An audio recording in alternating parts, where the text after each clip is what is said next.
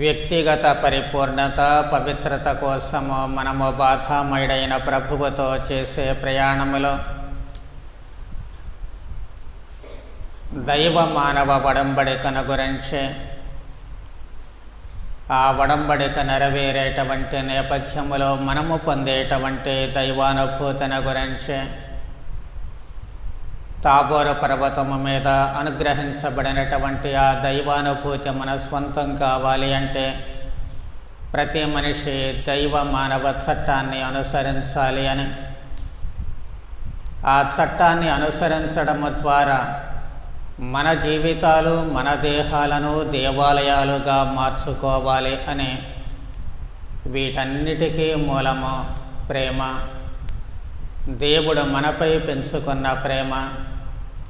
ఆ ప్రేమకు కట్టుబడి మనము కూడా భగవంతుడిపై ప్రేమను పెంచుకోవాలి అని గతంలో ధ్యానము చేశాము. తపస్సు కాలపు ఈ 5వ వారములో, అంటే పవిత్ర వారానికి ముందు ఆఖరి వారములో ప్రవేశించినటువంటి మనము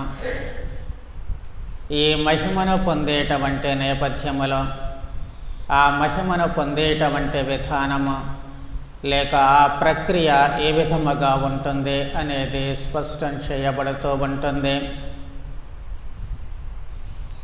మనిషి జీవిత లక్ష్యము, జీవిత పరమార్థము పునరుత్థానము. ఈ పునరుత్థానము అంటే మరణముపై విజయాన్ని సాధించడమే. ప్రథమముగా ప్రభువైన యేసుక్రీస్తు సాధించినటువంటి ఈ విజయాన్ని ఆయనతో పాటు మనము కూడా సాధించాల్సినటువంటి అవసరము ఏర్పడుతూ ఉంటుంది. ఈ ప్రక్రియలో మన జీవితాలు పరిపక్వత చెందాలి, పరిపూర్ణత చెందాలి. అందుకు అనువైనటువంటి మార్గము లేక ప్రభువు ఇచ్చినటువంటి మార్గము శ్రమలు, మరణము. శ్రమలు, మరణము ద్వారా మాత్రమే మనము పరిపూర్ణత చెందడానికి లేక మన జీవితాలు పరిపక్వత చెందడానికి అవకాశము కలుగుతూ ఉంటుంది. అందుకే ప్రభువు గోధుమ గింజ ఉపమానాన్ని మన ముందుంచుతూ ఉన్నారు. ప్రభు అంటూ ఉన్నారు, గోధుమ గింజ భూమిలో పడి నశించినంత వరకు అది అట్లే ఉండను, కానీ నశించిన ఎడల విస్తారముగా ఫలిస్తుంది. ఆ మాటకొస్తే ఏ విత్తనమైనా సరే విత్తనముగా ఉన్నంత వరకు అది ఫలించదు. ఆ విత్తనము భూమిలో పడి నశించినప్పుడు మాత్రమే మనకు ఫలితాన్ని ఇస్తూ ఉంటుంది. అంటే విత్తనము పాతి పెట్టబడాలి. పాతి పెట్టబడినప్పుడు దాని రూపము కనుమరుగవుతూ ఉంటుంది. దాని ఉనికి కనుమరుగైనప్పుడు నూతన జీవము పుట్టుకొస్తూ ఉంటుంది. అది క్రీస్తు తనకు అన్వయించుకుంటూ ఉన్నారు, అది మనకు అన్వయించబడుతూ ఉంటుంది. క్రీస్తు ఉనికి కనుమరుగవుతూ ఉంటుంది. గింజ ఉనికి భూమిలో పడినప్పుడు ఏ విధముగా కనుమరుగవుతూ ఉంటుందో అలాగే ఈ లోకములో క్రీస్తు ఉనికి కూడా కనుమరుగవుతూ ఉంటుంది. మొట్టమొదటిగా ప్రభువు తన దైవ ఉనికిని కనుమరుగు చేస్తూ మానవ ఉనికిని మన ముందుంచారు. ఆ తర్వాత ఈ మానవ ఉనికిని కూడా కనుమరుగు చేస్తూ తద్వారా గోధుమ గింజ సారూప్యము మాదిరిగా ఒక నూతన జీవం అంటే మనలో తన ఉనికిని మళ్ళీ తిరిగి బయలుపరుస్తూ ఉన్నారు. ఈ విధముగా తన ఉనికి మరుగున పడిపోతూ ఉంటుంది, మన ఉనికి బయటకు వస్తూ ఉంటుంది. అయితే మనం గమనించాల్సినటువంటిది, భూమిలో పాతి పెట్టబడినటువంటి గోధుమ గింజ లేక ఏ విత్తనమైనా సరే మొట్టమొదట నానాల్సి వస్తూ ఉంటుంది. అది నానినప్పుడే మార్పు చెందుతూ ఉంటుంది. గట్టిగా ఉన్నటువంటి గోధుమ గింజ మెతకదనాన్ని సంతరించుకుంటూ ఉంటుంది. ఈ గట్టిదనము నుంచి మెతకదనాన్ని సంతరించుకునేటువంటి ఆ ప్రక్రియ ఉంది. ఆ మార్పు జరిగేటువంటి సమయము బాధాకరమైనటువంటి సమయమే. అందుకే ప్రభువు కానీ బాప్తిస్మ యోహాను కానీ తమ ప్రారంభ బోధనలలో పరలోక రాజ్యము సమీపించింది, హృదయ పరివర్తన చెందండి అంటున్నారు. ఆ మార్పు అనేటువంటిది, జీవన మార్పు అనేటువంటిది అక్కడ అవసరమవుతూ ఉంటుంది. ఈ మార్పు జరిగేటువంటి నేపథ్యంలో మన జీవన పరిణామాలు కూడా మారిపోతూ ఉంటాయి, జీవిత విధానాలు మారిపోతూ ఉంటాయి, జీవితంలో అనూహ్యమైనటువంటి మార్పు వస్తూ ఉంటుంది. ఈ మారేటువంటి నేపథ్యంలో మనకు మరొక ప్రమాదం కనిపిస్తూ ఉంటుంది. అదేమిటి అంటే భూమిలో వేయబడినటువంటి ఆ విత్తనము దానికి అన్ని సమపాళ్లలో లభ్యమైనప్పుడు మాత్రమే అది మళ్ళీ తిరిగి మొలకగా వస్తూ ఉంటుంది. ఒకవేళ మనము బాగా ఎక్కువగా నీళ్లు పోసామనుకోండి, విత్తనం పాతి పెట్టిన తర్వాత ఆ విత్తనం ఏమవుతూ ఉంటుంది, కుళ్ళిపోతూ ఉంటుంది. అంటే సరైనటువంటి పాళ్లలో అది తనకు కావాల్సినటువంటి ఆహారాన్ని స్వీకరించలేకపోతూ ఉంటుంది, లేకపోతే జరిగేటువంటి మార్పుకు అనుగుణంగా తనను తాను మలచుకోలేకపోతూ ఉంటుంది. అలా నానిపోయేటువంటి ప్రమాదము మన జీవితాలలో కూడా ఏర్పడుతూ ఉంటుంది. మార్పు కోసము పిలుపునిచ్చినటువంటి ప్రభువు ఇక్కడ అవసరమైనటువంటి అవకాశాలు అన్నీ కల్పిస్తూ ఉన్నారు. ఈ అవకాశాలను వినియోగించుకొని సరైనటువంటి విధముగా గట్టితనము నుంచి మెతకదనములోనికి మారతామా, లేకపోతే విత్తనము మాదిరిగా కుళ్ళిపోతామా అనేది మన చేతుల్లో ఉంటుంది. అందుకు ఉదాహరణ యోధా ఇస్కారియోతు. ఆ మార్పుకు ఎమ్మడలేకపోయాడు ఆయన. ఆ మార్పులో తనను తాను చొచ్చించుకోలేకపోతూ ఉన్నాడు. ఆ మార్పులో ఎమ్మడలేకనే ఆయన తనను తాను ఆత్మహత్య చేసుకుని తన జీవితాన్ని పాడు చేసుకుంటూ ఉన్నాడు. అలాగే మనము మత్తయి సువార్త 19వ అధ్యాయంలో గమనించినట్లయితే ఇదే మార్పు కోసము తాపత్రయపడినటువంటి మరో వ్యక్తిని చూస్తున్నాము. ధనికుడైన యువకుడు మంచి చేయాలి అనేటువంటి తపన తనలో ఉంది. చేసేదానికంటే ఇంకా మంచి చేయాలి అనేటువంటి తపన ఉంది. కానీ ఈ గట్టిదనము నుంచి మెతకదనానికి విత్తనము వచ్చేటువంటి ఆ మార్పు ఉంది. ఆ మార్పులో ఎమ్మడలేకపోయాడు. ఉన్న ఆస్తిపాస్తులన్నీ పోగొట్టుకొని అక్కడ నడి రోడ్డు మీద నిలవాల్సినటువంటి పరిస్థితి ఏర్పడినప్పుడు ఈ మార్పును తాను జీర్ణించుకోలేకపోయాడు. విత్తనము గట్టిగా ఉంటే అది మొలకెత్తదు, మెత్తబడాలి. కానీ ఈయన మెత్తబడలేకపోయాడు. అందుకే విచారముతో అక్కడ నుంచి వెళ్ళిపోతూ ఉన్నాడు. కానీ లూకాసు వార్త 19వ అధ్యాయంలో గమనించినట్లయితే ఈ మార్పును ఆహ్వానించినటువంటి మరొక మనిషిని మనం చూస్తూ ఉన్నాము. ఆయనే జక్కయ్యడు. గట్టిదనము నుంచి మెతకదనానికి తాను ఉన్నవాడు ఉన్నట్లుగానే ఉండాలని భీష్మించు కూర్చోాల. మార్పుకు ఎప్పుడైతే అవకాశము కలిగిందో విత్తనము మెతకదనాన్ని సంతరించుకున్నట్లుగానే తనలో ఉన్నటువంటి గట్టిదనాన్ని వదిలివేసి మెతకగా మారిపోయి క్రొత్త జీవం రావడానికి అవకాశాన్ని కల్పించినట్లుగా అక్కడ జక్కయ్యుడు కూడా తనలో ఉన్న గట్టిదనము, తన ఆస్తిపాస్తులన్నిటినీ కూడా వదిలివేసుకున్నాడు. మార్పుకు స్వాగతం పలికాడు. ఆ మార్పుకు అనుగుణంగా తనను తాను మలుచుకున్నాడు. ఫలితంగా నేడు ఈ ఇంటికి రక్షణ వచ్చింది అని చెప్పి ప్రభువు అప్పుడు చెబుతూ ఉన్నారు. ఆయన జీర్ణించుకున్నాడు మారుతూ ఉన్నటువంటి పరిస్థితులను, తదనుగుణముగా తన జీవితాన్ని మలుచుకున్నాడు. నూతన జీవము తనలో ఉద్భవించడానికి ఆయన శ్రీకారము చుడుతూ ఉన్నాడు. కాబట్టి మార్పును ఆహ్వానించినటువంటి వాళ్ళు నూతన వ్యక్తులుగా పుట్టుకొస్తూ ఉంటారు.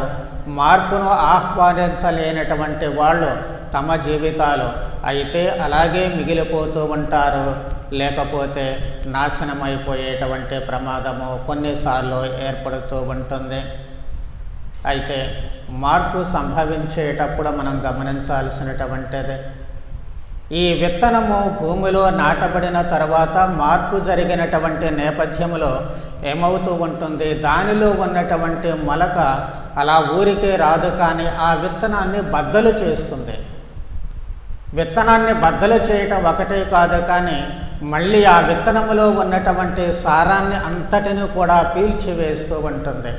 ఇక మిగిలేది ఆ కవచాలు, దాని తోలు మాత్రమే అక్కడ మిగిలిపోతూ ఉంటుంది.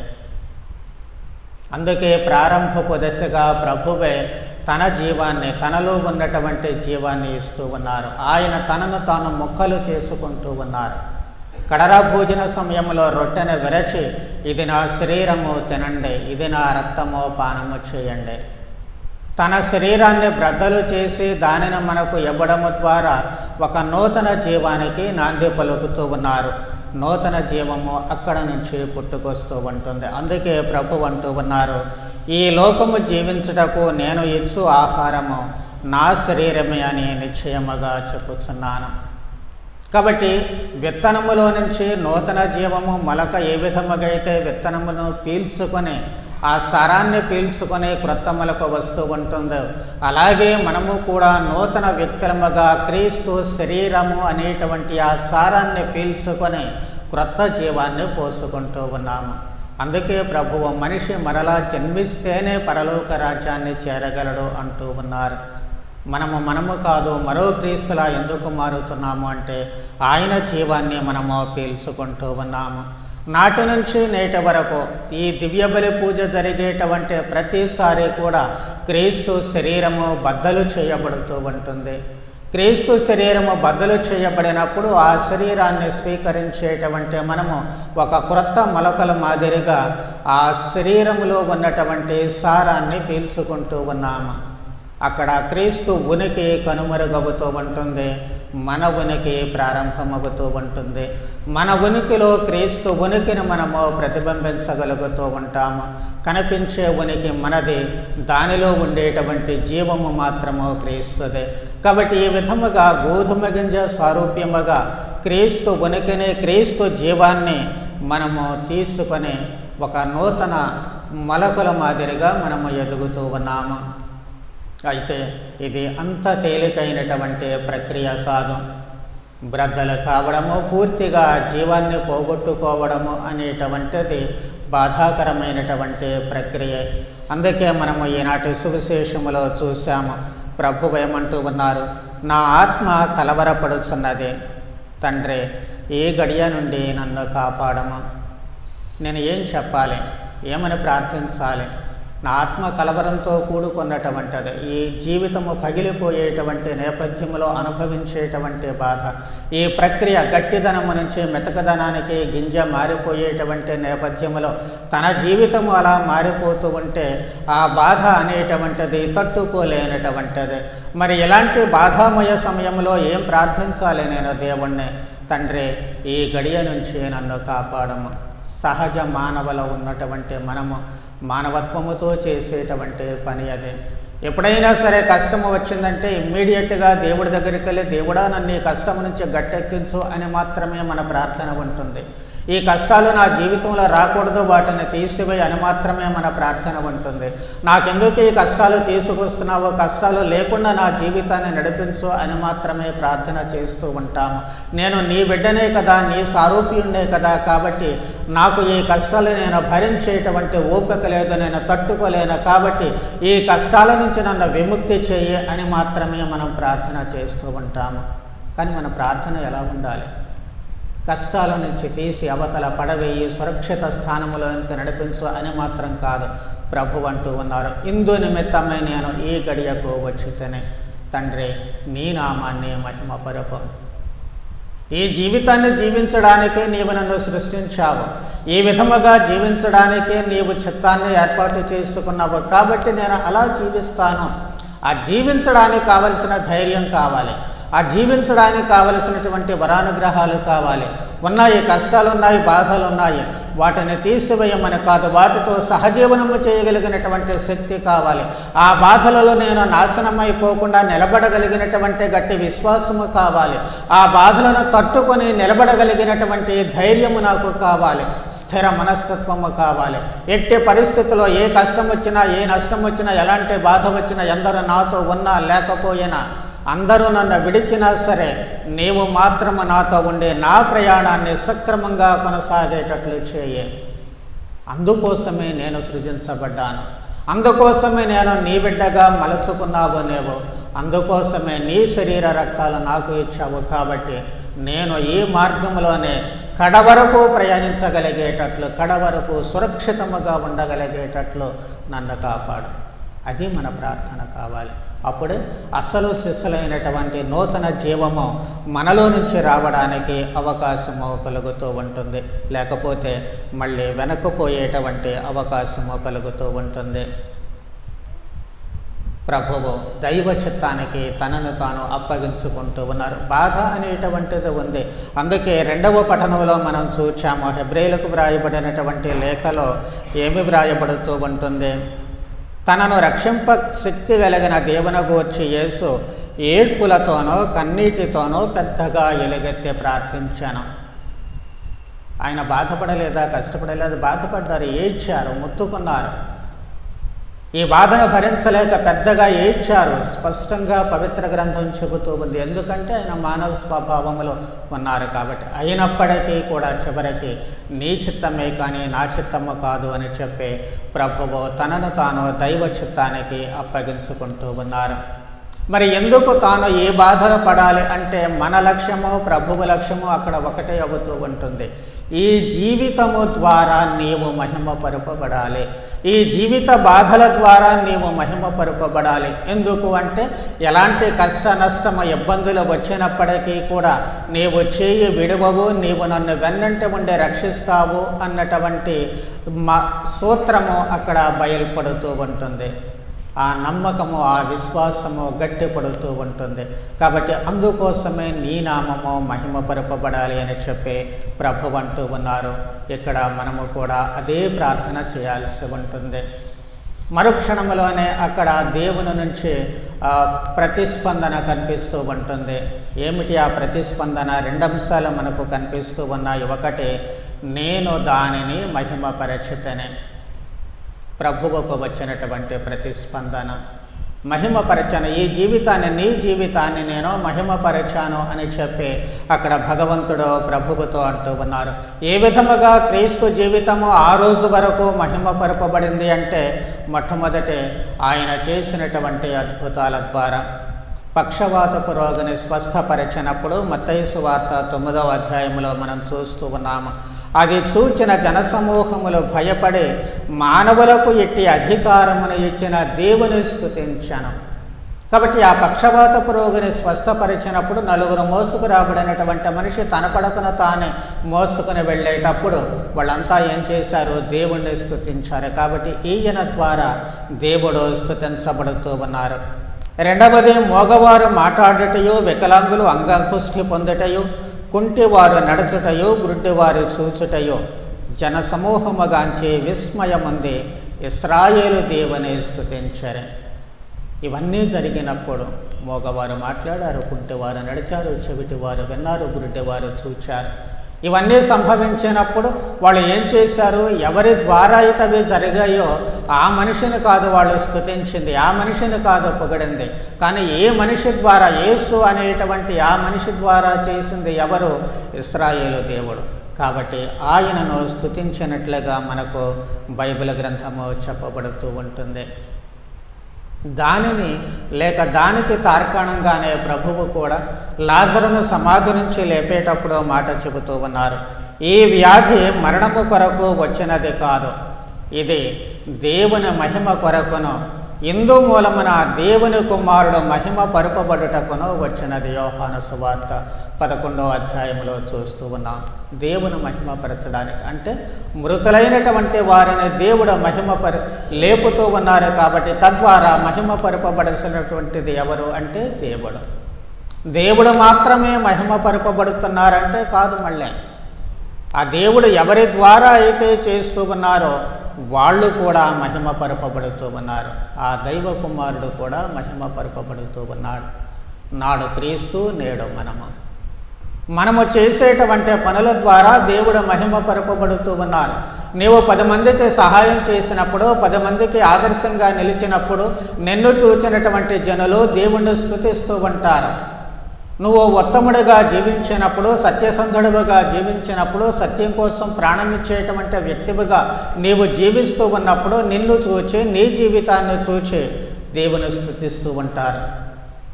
నీ కుటుంబాన్ని సక్రమంగా పోషించుకుంటూ ఉన్నప్పుడు, నీ కుటుంబాన్ని ఆదర్శవంతమైన కుటుంబంగా నిలపగలిగినప్పుడు, నీ బిడ్డలను ఉన్నతమైనటువంటి వ్యక్తులుగా తీర్చిదిద్దగలిగినప్పుడు, నీ కుటుంబాన్ని చూచి ఆదర్శవంతమైన కుటుంబాన్ని చూచినటువంటి జనులు దేవుణ్ణి స్తుతిస్తారు. ఎన్ని కష్టాలు వచ్చినా నష్టాలు వచ్చినా దైవభక్తి నీలో నుంచి విడిపోకుండా ఉన్నప్పుడు నిన్ను చూచి నిన్ను మెచ్చుకోవడం కాదు, కానీ భగవంతుని స్తుతిస్తారు. అలా నీ జీవితము ద్వారా దేవుడు స్తుతింపబడుతూ ఉంటాడు. అలాగే నీ జీవితము ద్వారా దేవుడు మాత్రమే కాదు, నీవు మహిమపరపబడుతూ ఉంటావు. చివరిలో మళ్ళీ వాళ్ళు చేసేది, దేవుడు నీకు ఎంత గొప్పగా అద్భుతాలు చేశారో, మేలులు చేశారు అని చెప్పినటువంటి ఆ మనుషులు నీవు ధన్యుడవు, నీవు ధన్యురాలవు అని కూడా అంటూ ఉంటారు. నీవు చేయగలిగావు, నిలబడగలిగావు, విశ్వాసాన్ని నిలుపుకోగలిగావు, కాబట్టి నీవు మహిమపరపబడిన వ్యక్తివి అని నిన్ను కూడా అక్కడ మహిమాయుతులైనటువంటి వ్యక్తిగా చూస్తూ ఉంటారు. కాబట్టి మన జీవితము ద్వారా దేవుడు మహిమపరపబడుతూ ఉన్నాడు.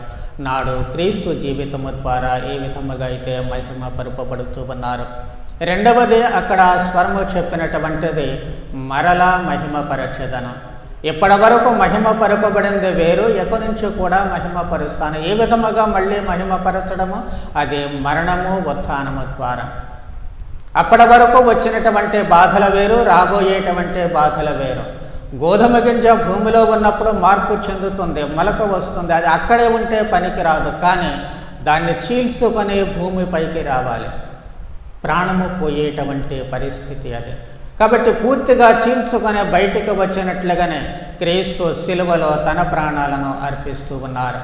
ఇది నా శరీరము తినండి అని ఊరికే మాటలతో రొట్టెను ఇచ్చినంత మాత్రము చేత సరిపోదు. శరీరము తినడానికి ఇవ్వాలి అంటే తాను మరణించాలి. ఆ మరణము ఎప్పుడు సంభవిస్తుంది? తాను శిలువలో మరణించినప్పుడు. అప్పుడు మాత్రమే తాను అంతకుముందు చెప్పినటువంటి మాటలు పరిపూర్తి అవుతూ ఉంటాయి. కాబట్టి గింజ నుంచి ఏ విధముగా అయితే దాన్ని చీల్చుకొని దానితో పాటు భూమిని కూడా బ్రద్దలు చేసుకొని ఆ మొలక పైకి వస్తూ ఉంటుందో, అలాగే ఇక్కడ కూడా మన జీవితాన్ని చీల్చుకొని దాన్ని బ్రద్దలు చేసి అక్కడ ఒక నూతన జీవము వస్తూ ఉంటుంది. అదే మరణము. మరణము బాధాకరమైంది అయినప్పటికీ కూడా, మరణము కష్టంతో కూడుకున్నటువంటిదైనా ఎలా మరణించావు అన్నటువంటిది కాదు, ఏ విధముగా మరణించావు అనేటువంటిది ముఖ్యము. ఏ స్థితిలో మరణించావు, నీవు మరణించినప్పుడు ఎలాంటి స్థితిలో నీవు ఉన్నావు అనేటువంటిది, ఏ విధంగా అనేటువంటిది అది లెక్కలోకి పరిగణలోనికి తీసుకోవాల్సిందే కాదు. కానీ మరణించినప్పుడు నీ స్థితి ఎలాంటిది? నీవు ముక్కలు చేయబడినప్పుడు, బ్రద్దలు చేయబడినప్పుడు నీలో నుంచి క్రొత్త జీవము పుట్టుకొచ్చిందా లేదా అనేటువంటిదే చాలా ముఖ్యము. కాబట్టి ఈ మరణము, శ్రమలు, మరణము ద్వారా మళ్ళీ పునరుత్థానం అనేటువంటిది కలుగుతూ ఉంటుంది. కాబట్టి ఆ పునరుత్థానమే నూతన మొలక. అక్కడ ఆ పాత జీవితము గతించిపోతూ ఉంటుంది. అక్కడ ఏమీ మిగలదు. ప్రారంభంలో అనుకున్నట్లు ఆ విత్తనానికి పై ఉన్నటువంటి కవచం మాత్రమే మిగిలిపోతూ ఉంటుంది.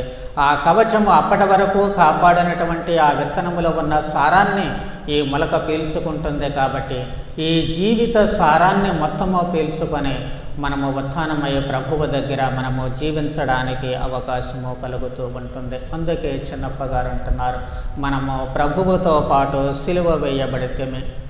ఇక నుంచి జీవించేది నేను కాదు, కానీ నాలో ఉన్నటువంటి క్రీస్తే జీవిస్తున్నారు అని చెప్పి ఆయన అంటూ ఉన్నారు.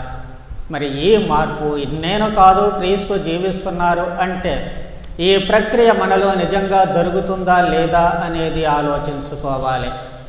ఈ ప్రక్రియ మనలో జరుగుతూ ఉన్నట్లయితే ఇక్కడ మన ఆలోచన సరళిలో మార్పు అనేటువంటిది రావాలి.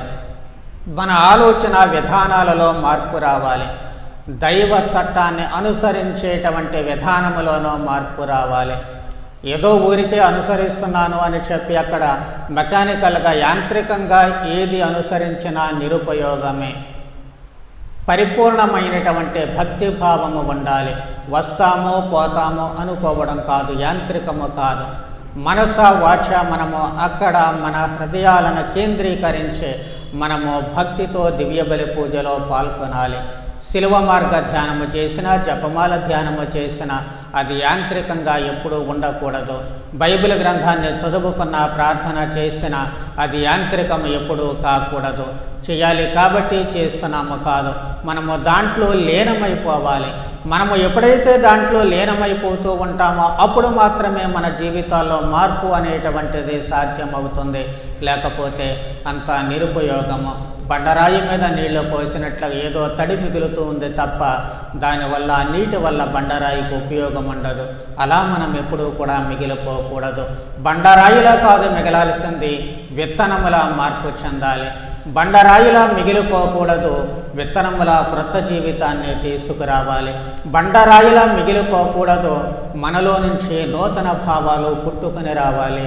మనలో నుంచి క్రీస్తు సారూప్యము అనేటువంటిది రావాలి. అలా రావాలి అంటే ఖచ్చితంగా మనము దైవ చట్టాన్ని అనుసరించే తీరులో, భావాలలో, ఆలోచనలలో మార్పు వచ్చినప్పుడు ఇవన్నీ కలిసి మేళవించి ఎక్కడ పుట్టుకొస్తూ ఉంటాయి అంటే ప్రేమ అనేటువంటి చట్టము, దైవ ప్రేమ, మానవ ప్రేమ, పొరుగువాడి కోసము జీవించేటువంటి మనస్తత్వము, పొరుగువాడిని క్రీస్తు మాదిరిగా స్వీకరించగలిగినటువంటి మనస్తత్వము, మన ఈ జీవిత భారాన్ని మోస్తూ మన జీవితాన్ని బ్రద్దలు చేసైనా సరే పొరుగువాడికి మేలు చేయగలిగినటువంటి మనస్తత్వము.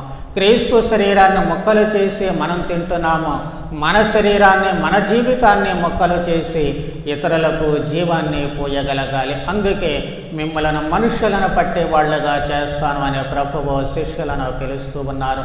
అది వారికి మాత్రమే పిలుపు కాదు, నీకు నాకు పిలుపు. క్రీస్తును ధరించే మనము మన జీవితం ముక్కలు కావాలి. ఆ ముక్కలు ఊరికే వృధా పోవడానికి కాదు, చిందరవందర చేయబడడానికి కాదు. ఒక్కొక్క ముక్క ఒక్కొక్క జీవము కావాలి. ఒక్కొక్క ముక్క 100 మందికి, 1000 మందికి జీవాన్ని పోసేటువంటిదిగా మారాలి. అది నీ భావాలే కావచ్చు, నీ ఆలోచనలే కావచ్చు, నీ శక్తి సామర్థ్యాలే కావచ్చు, నీ తెలివితేటలే కావచ్చు, నీకున్నటువంటి మేధస్సే కావచ్చు.